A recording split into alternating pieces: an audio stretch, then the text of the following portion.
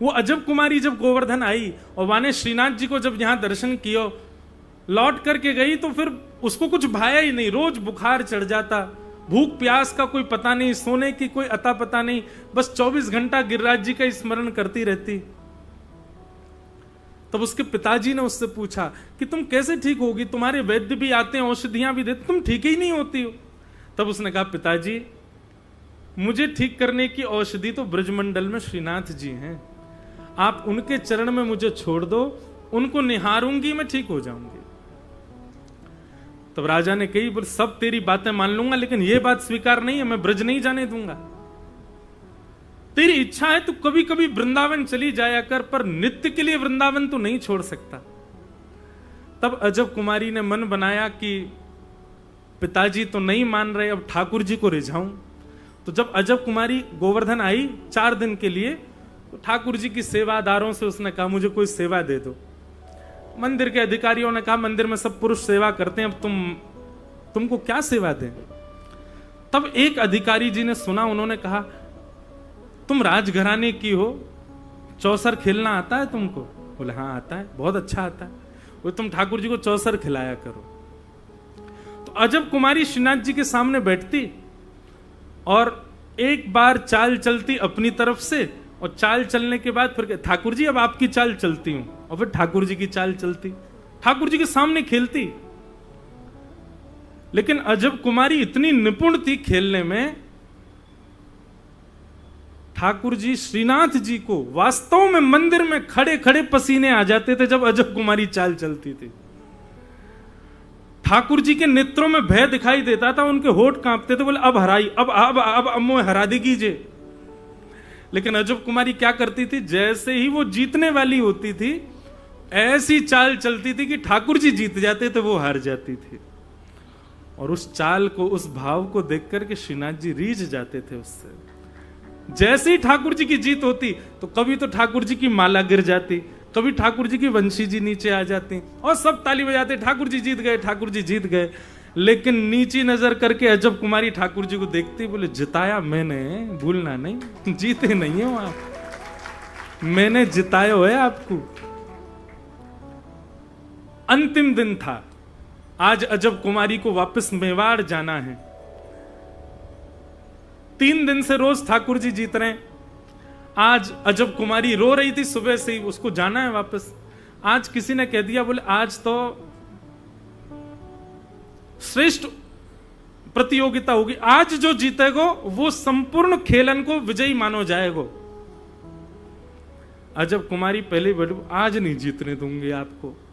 तो मानो ऐसा लगे श्रीनाथ जी अंदर से हो कर रहे हैं, आज वो जिताई दियो, लेकिन खड़े हो जाए यूं ही। अजब कुमारी ने चाल चलना शुरू किया और चाल चले, लेकिन आज अजब कुमारी लाल नेत्र पड़े, वो ठाकुर जी को ऐसे देख रही है क्रोध में भर के, और वो ठाकुर जी की बाजी आने ही ना दे। ऐसी चाल चले, ऐसी चाल चले, ठाकुर जी के पसीना छूट गए, सबरे वस्त्र गीले पड़ गए पसीना के कारण। बोले आज ना जीतन देगी मोह। तो मानो ठाकुर जी और उसने नेत्रों से बात कर ली। ठाकुर जी बोले तेरे पाम पर वो जिताए दे। अजब कुमारी बोले मेरी एक बात माननी पड़ेगी। बोले तू जो कहेगी सो मानूंगा, तू पहले जिताए दे। बोले पहले जिता दूंगी मैं आपको, लेकिन जीत के बाद वचन के पक्के रहना, जो मांगूंगी सो दोगे। श्रीनाथ जी बोले जो मांगेगी सो देंगे, तू जिताए दे। और अजब कुमारी जीत रही थी, लेकिन फिर भी उसने अंत में ठाकुर जी को जिता दिया। सब जगह जय जयकार होने लगी, गिरिराज धरण की जय, गोवर्धन नाथ की जय, श्रीनाथ प्यारे की जय। अजब कुमारी बोली अब मेरा वरदान पूर्ण करो। ठाकुर जी इशारों में ही चर्चा कर रहे हैं, क्या चाहिए बताओ। बोले जो मांगूंगी सो दोगे। बोले जो मांगेगी सो देंगे। पिता से आज्ञा मांगी कि ब्रजवास दे दो, तो पिता तो मान नहीं रहे हैं, और पिता की आज्ञा के विरुद्ध जाकर के मैं ब्रज में रहना नहीं चाहती, उनको पीड़ा देकर के यहां रहूं, ये मेरा मन नहीं है। इसलिए पिता तो नहीं मान रहे हैं, लेकिन अब आप मानो, आप मेरे लिए मेवाड़ चलो और मेवाड़ में विराजो। ठाकुर जी बोले तेने तो सब जगह जिताए के मुंह को हराए दियो, तेने मेरो ब्रज छुड़वाए दियो, पीछे मत हटियो, ठाकुर जी वचन दिया आपने। और ऐसा कहकर के अजब कुमारी तो चली गई। अब ठाकुर जी योजना बनाने लगे, क्या करें क्या करें। तब मुगल आक्रमण कर रहे थे वृंदावन पर, तो गोविंद देव जी चले गए जयपुर, मदन मोहन जी चले गए करौली राजस्थान, जुगल किशोर जी चले गए पन्ना, और श्री गोपीनाथ जी भी चले गए जयपुर। तो सब ठाकुर जी जा रहे थे, क्योंकि आक्रमण यहां कोई राजा रक्षा ही नहीं कर पा रहा था मंदिरों की। तब ठाकुर जी ने ऐसी योजना बनाई और यहां के सब वैष्णवों से कहा, बोले देखो जो मुगल आकर के मेरे मंदिर पर आक्रमण करेंगे मुंह को छू जाएंगे। सब ने कही, बोले ठाकुर जी आप परमात्मा हो, परम ब्रह्म हो, मुगलों को चुटकी बजाए तो खत्म हो जाएंगे। ठाकुर जी बोले ये कलयुग है, कलयुग में मैं भक्त के अधीन रहता हूं। वो खवाएगो तो खाऊंगो, वो सुवाएगो तो सोऊंगो, वो चलाएगो तो चलूंगो, वो स्नान कराएगो तो करूंगो, वो श्रृंगार करेगो तो धराऊंगो, अपनी इच्छा से कुछ नहीं। कलयुग में ठाकुर जी मेरी और आपकी इच्छा से रहते हैं। कभी कभी तो लगता है हम भक्त हैं कि वो भक्त हैं हमारे। ठाकुर जी बोले मेरी इच्छा नहीं चलेगी। तब सबने विचार किया क्या करें। तब ठाकुर जी को ले जाने की योजना बताई। भैंसा पे बैठ के श्रीनाथ जी गए।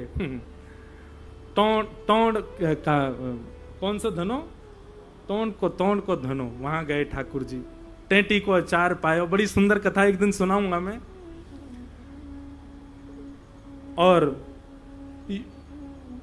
बहाना तो बनाया मुगलों का, लेकिन ठाकुर जी अजब कुमारी के लिए मेवाड़ में विराजमान हो गए, और आज भी ठाकुर जी मेवाड़ में विराजमान है। बोलो श्रीनाथ प्यारे की।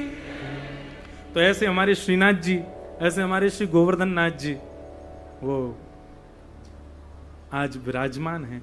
इस बार श्री गिरधर लाल जी का जो जन्मोत्सव है 11 से 17 जनवरी 2025, छठवां जन्मोत्सव, वो नाथ द्वार में ही है ठाकुर जी का।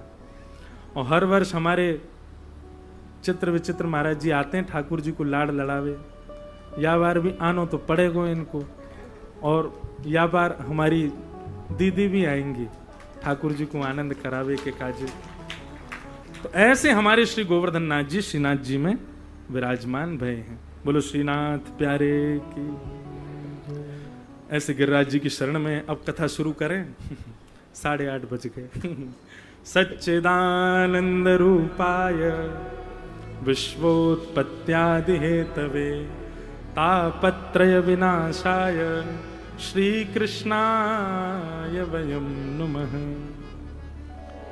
सच्चिदानंद रूपाय। अब हम 5 मिनट थोड़ा कुछ महात्म कह के और फिर सप्तनिधिन को प्रणाम करके कथा को विराम देंगे। ठाकुर जी के 3 रूप हैं, सत्य, चित्त और आनंद। बंधुओं, एक ब्रजवासी के द्वारा बताई गई यह श्लोक की व्याख्या सुनो, कितनी सुंदर। उनने मुंह को ही सुनाई। सच्चिदानंद रूपाय। बोले लाला ये सत्य चित्त आनंद रूप कौन से हैं ठाकुर?